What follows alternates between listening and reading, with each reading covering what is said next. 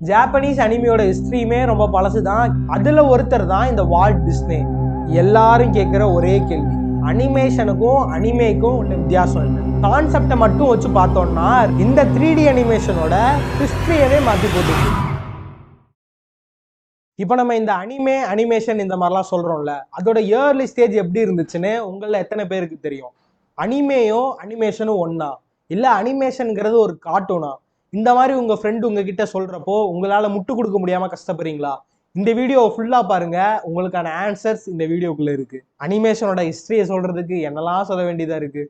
அனிமேஷனோட history, ஃபிலிம்ஸோட history start ஆன அந்த ஒரு டைம் பீரியட்லேயே ஸ்டார்ட் ஆக ஆரம்பிச்சிருச்சு. ஃபிலிம்ஸோட ஹிஸ்ட்ரி மாதிரியே மல்டிபிள் இமேஜஸ் ஆர் டிராயிங்ஸை ஒரு சீக்வன்ஸாக பார்க்குறப்போ அது மூவ் ஆகிற மாதிரி ஒரு இலூஷன் கிரியேட் ஆகும். அந்த ஒரு மெத்தடை யூஸ் பண்ணி தான் அனிமேஷனும் ஸ்டார்ட் ஆச்சு. 1892ல ரிலீஸ் ஆன இந்த ஒரு ஃபிலிம் தான் ஃபர்ஸ்ட் அனிமேட்டட் ஃபிலிம்னு சில பேரால சொல்லப்படுது.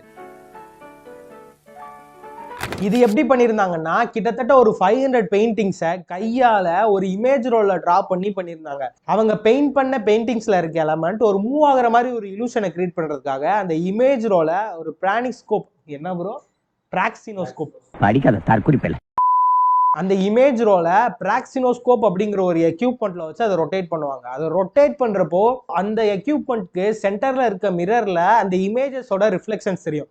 அந்த ரிஃப்ளெக்ஷன்ஸ் பார்க்கறதுக்கு மூவ் ஆகுற மாதிரி ஒரு இலூஷனை கிரியேட் பண்ணும்.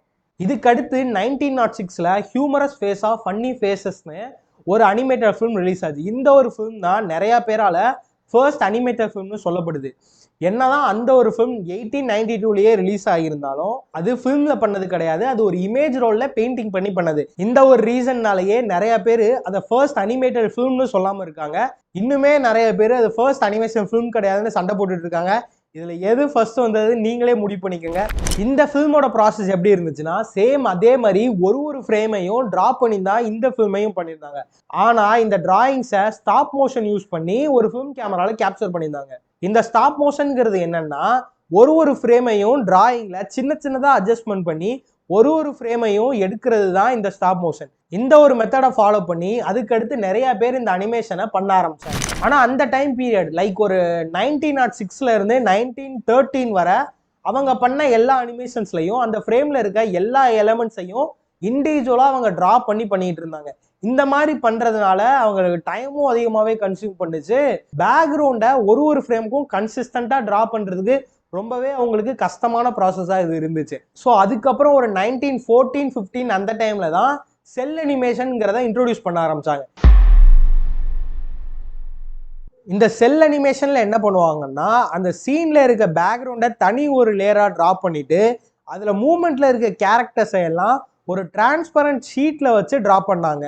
தென் அந்த பேக்ரவுண்டை ஸ்டாட்டிக்கா வச்சுட்டு ஒரு ஃப்ரேமுக்கும் அந்த டிரான்ஸ்பரண்ட் ஷீட்டை சேஞ்ச் பண்ணி அதை ஒரு ஃபிலிம்ல கேப்சர் பண்ணாங்க. இந்த ஒரு டெக்னிக் தான் இண்டஸ்ட்ரியில ரொம்ப வருஷமா யூஸ் பண்ணிட்டு இருந்தாங்க. அந்த ஒரு டைம் பீரியட்ல அனிமேட்டட் கேரக்டர்ஸுக்கு ரியலிஸ்டிக்கான மூவ்மெண்ட்டை கொண்டு வருது ரொம்பவே கஷ்டமான ஒரு ப்ராசஸா இருந்துச்சு. ஸோ 1915ல மேக்ஸ் ஃப்ளெஷர் டிஸ்கவர் பண்ண டெக்னிக் தான் இந்த ரோட்டோஸ்கோப்பிங். லைவ் ஆக்ஷன் ஃபுட்டேஜை ஒரு டிரான்ஸ்பரண்ட் பேனல்ல ப்ரொஜெக்ட் பண்ணி அந்த ஃபுட்டேஜ்ல இருக்க கேரக்டர்ஸோட மூவ்மெண்ட்டை இவங்க ட்ரேஸ் பண்ணி அனிமேஷன் பண்ணாங்க. இந்த ஒரு டெக்னிக்கை யூஸ் பண்ணி அனிமேட்டட் கேரக்டர்ஸுக்கு ரியலிஸ்டிக்கான மூவ்மெண்ட்டை அந்த ஒரு டைம் பீரியட்ல கொண்டு வந்திருந்தாங்க. இந்த ஒரு ரோட்டோஸ்கோப்பிங் தான் இப்போ மோஷன் கேப்சரிங்கா எவால்வ் ஆகிருக்கு. இன்னுமே ரோட்டோஸ்கோப்பிங் நம்ம இண்டஸ்ட்ரியில யூஸ் பண்றாங்க. ஆனா அனிமேஷனுக்கு இல்லாம மேட் எக்ஸ்ட்ராக்ட் பண்றதுக்காக யூஸ் பண்றாங்க. ஒரு 1918, 1919 அந்த ஒரு டைம் பீரியட் வர அனிமேஷன் பண்றவங்க எல்லாருமே ஒரு இண்டிபெண்டன்ட் ஆர்டிஸ்டா தான் இருந்தாங்க. ஒருத்தர் ஒரு ஸ்டைல டிரா பண்ணிட்டு இருந்தாங்க. தென் அதுக்கப்புறம் 1920s அந்த டைமுக்கு அப்புறம் தான் ப்ரொஃபஷனலா இருந்த இண்டிபெண்டன்ட் ஆர்டிஸ்ட் எல்லாம் சேர்ந்து அனிமேஷனுக்காக ஸ்டூடியோஸ் கிரியேட் பண்ண ஆரம்பிச்சாங்க. அதுல ஒருத்தர் தான் இந்த வால்ட் டிஸ்னே. டிஸ்னே ஸ்டுடியோல இருந்து அனிமேஷனுக்குன்னு ஒரு செட் ஆஃப் பிரின்சிபலை அவங்க அந்த டைம்ல கொண்டு வந்திருந்தாங்க. இப்போ வர அனிமேஷனுக்கு அந்த ஒரு பிரின்சிபல்ஸை நிறைய இடத்துல ஃபாலோ பண்ணிட்டு தான் இருக்காங்க. அனிமேஷனோட க்ரோத்துக்கு இவங்க மெயினான ரோல் பிளே பண்ணியிருக்காங்கன்னே சொல்லலாம். ஸோ 1937ல டிஸ்னே கிட்ட இருந்து ஸ்னோ ஒயிட்னு ஒரு ஃபிலிம் ரிலீஸ் ஆகிருந்துச்சு. இந்த ஒரு ஃபிலிம் தான் ஃபர்ஸ்ட் அனிமேட்டட் ஃபிலிம்னு சொல்லப்படுது. ஏன்னா இந்த ஃபிலிமோட லென்த் கிட்டத்தட்ட 1 hour 23 minutes. இதுக்கு முன்னாடி ரிலீஸ் ஆன அனிமேட்டட் ஃபிலிம்ஸ் எல்லாமே 5 மினிட்ஸ் 10 மினிட்ஸ் இந்த மாதிரி ஒரு ஷார்ட் ஃபிலிமோட டைம் ரேஞ்சில் தான் இருந்துச்சு. இந்த ஃபில்மையும் செல் அனிமேஷன் யூஸ் பண்ணி தான் பண்ணியிருந்தாங்க.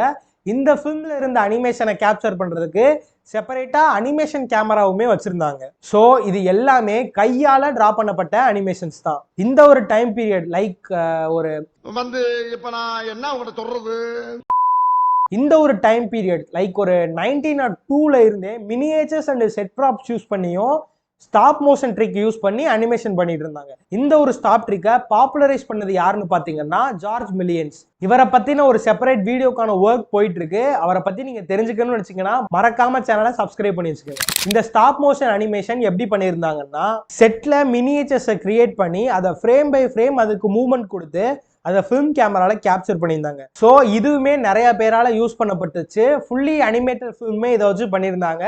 சில இடத்துல லைவ் ஆக்ஷன் ஃபுட்டேஜ் கூடயுமே இதை யூஸ் பண்ணி அனிமேட்டட் கேரக்டர்ஸை உள்ள கொண்டு வந்திருந்தாங்க. 1980 வரைக்குமே அனிமேஷன்னாலே அமெரிக்கான்னு தான் ஒரு நேம் இருந்துச்சு. ஏன்னா அதை தாண்டி இருக்க மற்ற கண்ட்ரீஸ்ல இருந்து பெருசா இது கூட கம்பீட் பண்ற அளவுக்கு எந்த ஒரு ஃபிலிம்ஸுமே வரல. ஸோ 1988ல தான் ஜப்பான்ல இருக்க அனிமே அவங்க கண்ட்ரியை தாண்டி மற்ற கண்ட்ரீஸ்ல இருக்க வைட் ஆடியன்ஸை ரீச் பண்ண ஆரம்பிச்சிச்சு. ஜப்பான்ல இருந்து வர அனிமேஷனோட நேம் தான் இந்த அனிமே. ஜாப்பனீஸ் அனிமையோட ஹிஸ்டரியுமே ரொம்ப பழசு தான். கிட்டத்தட்ட ஒரு 1910s 20s அந்த டைம்ல இருந்தே அவங்க அனிமே பண்ணிட்டு தான் இருக்காங்க.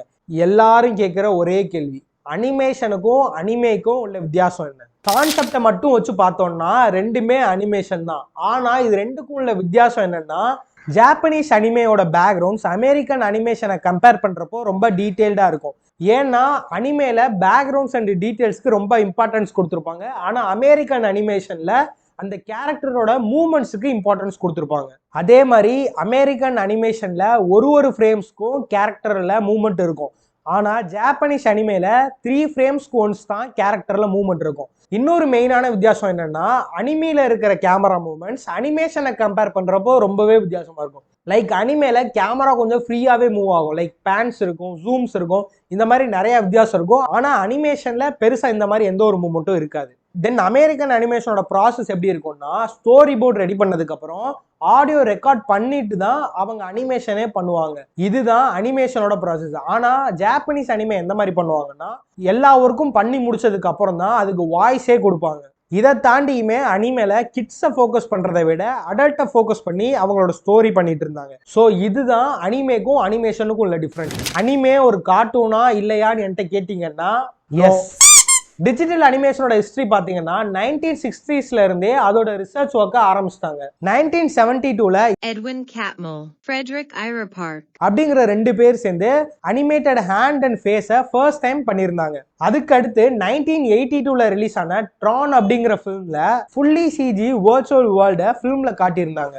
1990ஸ்ல தான் 3D அனிமேஷன் ரொம்ப டெவலப் ஆக ஸ்டார்ட் என்ன இன்னைக்கு ரொம்ப ஜாம் ஆகுது.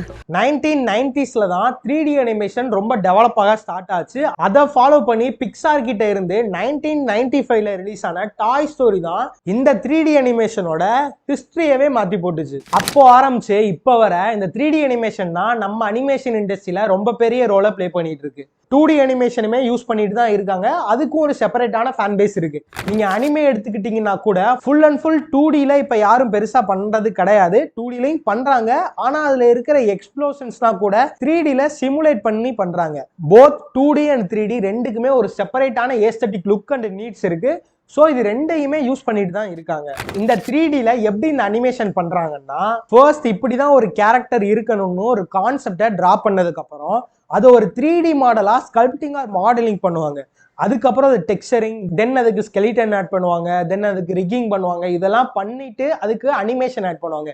தென் அந்த ஒரு அனிமேஷன் ஒரு ஃப்ரேமா கீ ஃப்ரேம் யூஸ் பண்ணி பண்ணுவாங்க. இப்போ அட்வான்ஸா மோஷன் கேப்சரிங் ஷூட் போட்டு அதை கேப்சரிங் பண்றாங்க. ஸோ இதுதான் அனிமேஷனோட ஒரு ஷார்ட்டான ஹிஸ்ட்ரி. டீட்டெயில்டாக பார்க்கணும்னா அது எபிசோடாக போனால் தான் அதை டீட்டெயில்டாக பார்க்க முடியும். ஸோ நீங்கள் உங்களுக்கு தெரிஞ்சுக்கணும்னு நினச்சிங்கன்னா மறக்காமல் கமெண்ட் பண்ணுங்கள். நிறைய பேர் இன்ட்ரெஸ்டடாக இருந்தீங்கன்னா கண்டிப்பாக அதை பற்றியும் நான் ஒரு வீடியோ பண்ணுறேன். ஸோ அவ்வளோதாங்க இந்த வீடியோ உங்களுக்கு புரிஞ்சிருக்கும்னு நினைக்கிறேன். இதில் ஏதாச்சும் டவுட்ஸ் இருந்தாலும் கமெண்ட் பண்ணுங்கள். இல்லை ஏதாச்சும் ஸ்பெசிஃபிக் டாபிக் பற்றி நீங்கள் தெரிஞ்சுக்கணும்னு நினச்சிங்கனாலும் கமெண்ட் பண்ணுங்கள். நான் உங்களுக்கு அதை பற்றி ஒரு செப்பரேட் வீடியோ பண்ணுறேன். விஎஃப்எக்ஸ் பற்றி உங்கள் ஃப்ரெண்ட்ஸ் யாராச்சும் தெரிஞ்சுக்கணும்னு நினச்சாங்கன்னா மறக்காமல் இந்த வீடியோ ஷேர் பண்ணுங்கள். அடுத்த வீடியோவில் பார்க்கலாம். Cheers.